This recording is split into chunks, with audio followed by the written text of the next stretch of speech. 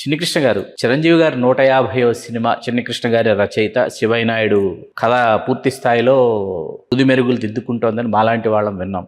ఠాగూర్ మధు గారు లాంటి నిర్మాతలు మాతోనే కనీ విని ఎరుగని భారీ అడ్వాన్స్ చిన్నికృష్ణ గారికి ఇచ్చి కూర్చోబెట్టి శివయ్య నాయుడికి తుది మెరుగులు దిద్దిస్తున్నాము, అన్నయ్య 150వ సినిమా శివయ్య నాయుడే అవుతుంది అనుకున్నది కాస్త రీమేక్గా వినాయక్ గారి దర్శకత్వంలో వేరే సినిమా, వేరే కథ మురుగదాస్ గారి కథతో రావటం, అసలు ఏం జరిగిందో? నేను రాయాల్సింది నేనే కూర్చున్నాను, నేనే వర్క్ చేస్తున్నాను.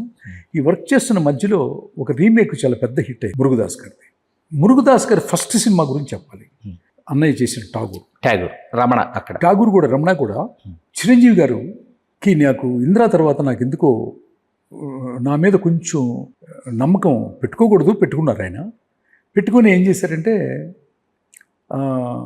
ఆంధ్రావాలా అనే కథని నన్ను వినమని పంపించారు. పూరి జగన్నాథ్ గారు, నాగబాబు గారి నిర్మాత. అవును, పెట్టారు. నేను విన్నాను, నా ఒపీనియన్ నేను చెప్పాను. అన్నయ్య దాన్ని పక్కన పెట్టారు. ఆ తర్వాత విజయకాంత్ దగ్గర ఉండేవాడు మధు గారు అక్కడే ఉండేవారు. మధు గారు అక్కడ ఉండేవాళ్ళు. ఆయన విజయకాంత్ గారు యాక్ట్ చేసినటువంటి ఆస్కార్ రవి నిర్మాత అయినటువంటి ఆ సినిమాని తీసుకొని వస్తే మేము అరకు వ్యాలీలో ఉన్నాం షూటింగ్, గంగోత్రిలో. అక్కడికి తీసుకొని వచ్చారు ప్రింట్. అక్కడ గంగా పాటకు వెళ్ళారు మీరు, అప్పుడు నాకు గుర్తుంది. గంగా పాట కాదు, అక్కడ షూటింగ్ సెట్ షూటింగ్ జరుగుతుంది కదా. సుమన్ గారి, సీత గారి హౌస్, అదే సెట్ లో వర్క్ జరుగుతున్నప్పుడు మధు గారు ప్రింట్ తీసుకుని వచ్చారు. అక్కడ ఉన్న టూరింగ్ ట్యాక్సీలో సినిమా చూశాను. రమణ అక్కడ చూశాను. చూసి నా పక్కన అసిస్టెంట్ చిట్టిబాబు గారు ఉండేవాళ్ళు. ఆయన నేను చూస్తున్నప్పుడే కరెక్షన్స్ రాసేస్తాను. అంటే సినిమా చేసేయాలి, అద్భుతమైనటువంటి కథ, అద్భుతమైనటువంటి సోల్, రియాలిటీకి చాలా దగ్గరుంది. తమిళనాడే కాదు, భారతదేశం మొత్తం print media and electronic media ఆ రోజుల్లో భారతీయుడి కంటే గొప్ప సినిమా అని చెప్పి రాశారు. ఎందుకంటే ఈ సొసైటీలో ఉన్నటువంటి ఒక బ్యాడ్ ఎలిమెంట్ని, ఒక లంచాన్ని ఒక వ్యక్తి నిర్మూలిస్తున్నాడు అన్నది భారతీయుడు, ఒక వ్యవస్థ నిర్మూలిస్తుంది అన్నది ఠాగూర్. ఒక వ్యక్తి నిర్మూలించడం ఇట్ ఈజ్ ఏ ఇల్యూషన్ కదా, ఒక వ్యవస్థ నిర్మూలిస్తుంది అనేది రియాలిటీకి దగ్గరగా ఉండే కదా. ఇప్పుడు కాక్రోచ్ జనతా పార్టీ రోజుల్లో ఉన్నాం మనం. అంటే ప్రజలే ఉద్యమిస్తే విద్యార్థులే ఉద్యమిస్తే అనే స్టేజ్కి వచ్చేసాం. సో అట్లాంటి కథ నాకు భలే నచ్చేసిన తర్వాత ఓకే అనుకున్నారు, అన్నీ అంతా ఇది జరిగింది. మురుగదాసే డైరెక్టర్ యాక్చువల్గా, తెలుగు ఆయనే డైరెక్టర్. ఆ తర్వాత కాలక్రమేణా మన వివి వినాయక్ గారు, మన టాప్ నెంబర్ 1 డైరెక్టర్ అయినటువంటి మా బ్రదర్ వివి వినాయక్ గారు దాన్ని హ్యాండ్ ఓవర్ చేసుకోవటం, దాన్ని మోర్ కమర్షియలైజ్ చేయటం, మీకు ఠాగూర్గా మీ ముందుకు రావటం మీరంతా చూశారు. అది చాలా పెద్ద హిట్. ఆ తర్వాత 150 సినిమాలో నేను వర్క్ చేస్తున్నప్పుడు ఇంకొక మురుగదాస్ గారి సినిమా, ఇంకొకటి చాలా పెద్ద హిట్, కత్తి. సో నాకు అద్భుతంగా నచ్చేసింది అసలు. కత్తి కూడా వినాయక్ గారే డైరెక్ట్ చేశారు తెలుగులో, ఖైదీ నెంబర్ 150 అనుకుంటా. అది కూడా చాలా చాలా పెద్ద హిట్ అనమాట. Title title okay. అది నేను దాని సోల్ కూడా చాలా మంచి సోల్, స్ట్రాంగెస్ట్ సోల్ అనమాట. రైతుల మీద చాలా చాలా చాలా గొప్ప కథ. అది నిజంగా నా కథ పక్కన పెట్టి ఆ కథ చేయటం వల్ల మొట్టమొదటి సంతోషపడ్డది నేనే. ఎందుకంటే ఒక రీమేక్ అన్ని వండి ఒక భాషలో సక్సెస్ అయింది, చాలా ఈజీ టు హ్యాండిల్ ఇట్.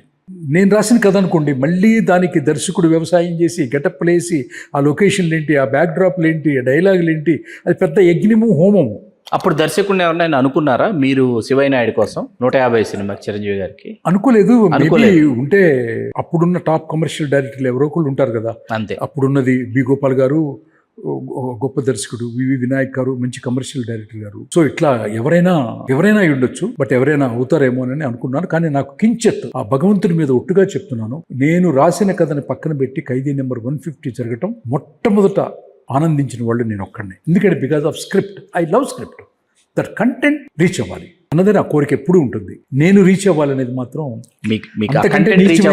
అంతకంటే నీచమైనటువంటి జన్మ ఇంకోటి ఉండదు. నేను రీచ్ అవ్వాలనుకోకూడదు, ఒక అద్భుతమైనటువంటి కంటెంట్ రీచ్ అవ్వాలి అనుకునే వ్యక్తిని నేను. చిన్నికృష్ణ గారు, ఇంద్ర ఆ మధ్య ఎన్ని సంవత్సరాలు పూర్తి చేసుకున్న శుభ సందర్భంగా అని చెప్పి చిరంజీవి గారు మిమ్మల్ని, బి గోపాల్ గారిని, అశ్వినీదత్తి గారిని, పరుచూరు ప్రదర్శన అందరినీ వారి నివాసానికి ఆహ్వానించి షడ్రసోపేతమైన విందు భోజనం, ఆ తర్వాత మీ అందరినీ సత్కరించడం అనేటువంటివి మేమందరం చూసి చాలా ఆనందించాం.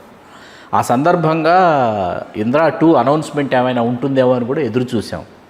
చిరంజీవి గారికి మళ్ళీ చేస్తే గీస్తే ఎటువంటి కథతో వస్తారు? శివయ్య నాయుడుతో వస్తారా, ఇంద్రా 2తో వస్తారా? దీనికంటే ముందు, ఈ టాపిక్ కంటే ముందు నా జీవితంలో తెలుసో తెలియకో అజ్ఞానంతోనూ కొన్ని తప్పులు చేస్తాం. అందరూ చేస్తారంటారు, నేను మాత్రం చేశాను. ఆ తప్పు ఏంటంటే ఇంద్ర రిలీజ్ అయిన తర్వాత 17 సంవత్సరాల తర్వాత నేను ప్రేమించే అన్నయ్య నాకు కొడుకు పుడితే నా కొడుక్కి చిరంజీవి అని పేరు పెట్టుకున్న నేను, నాకు మేనల్లుడు పుడితే నా చెల్లెలికి, ఆ మేనల్లుడికి సిజేరియన్ ఆపరేషన్ నా చెల్లెలికి జరుగుతుంటే చిరంజీవి గారి పుట్టినరోజునే ఈ ఆపరేషన్ జరగాలని అదే రోజున నా చెల్లెలుకి సిజేరియన్ ఆపరేషన్ ప్లాన్ చేసి మా హృదయాల్లో, మా కుటుంబంలో ఉండి, మా ఊర్లో ఉన్నటువంటి అందరి హృదయాల్లో చిరస్థాయిగా నిలిచిపోయినటువంటి అన్నయ్యని ఒక దైవంగా, ఒక ఏం చెప్పాలి, ప్రాణప్రదం కంటే ఎక్కువగా ప్రేమించినటువంటి నేను, మా కుటుంబము, మా పిల్లలు, మేమందరం. ఇంద్ర రాసిన తర్వాత ఒక్కసారి కూడా ఇంటికి పిలిచి కనీసం గౌరవించలేదు, నన్ను కనీసం భోజనం పెట్టలేదు అని 17 సంవత్సరాల తర్వాత నేను మీడియా ముందు మాట్లాడటం నేను చేసిన పెద్ద తప్పు. అట్లా మాట్లాడకుండా ఉండాల్సింది శ్రీకాంత్ గారు. ఎందుకంటే మనం ప్రేమిస్తున్నాం, మనల్ని ప్రేమించాలనే కండిషన్లో మనం ఉంటాం. అట్లా ఉండకూడదు అని అజ్ఞానంగా ఉన్నప్పుడు నాకు అనిపించింది. ఇప్పుడు మనం ప్రేమించవచ్చు, మనల్ని ప్రేమించాలనే రూల్ ఏమన్నా, మనల్ని ఇష్టపడాలనే రూల్ ఏమన్నా ఉందా? నాలాంటి కూన్కిస్కా ఎంతో మంది చిరంజీవి గారిని దైవంగా భావిస్తారు. అందరినీ పిలిచి అందరికీ ఇది చేయాలంటే కుదరదు కదా ఆయనకి అనుకొని, సాధ్యపడదు. ఆ తర్వాత ఇంటికెళ్ళి క్షమాపణ కూడా చెప్పాను.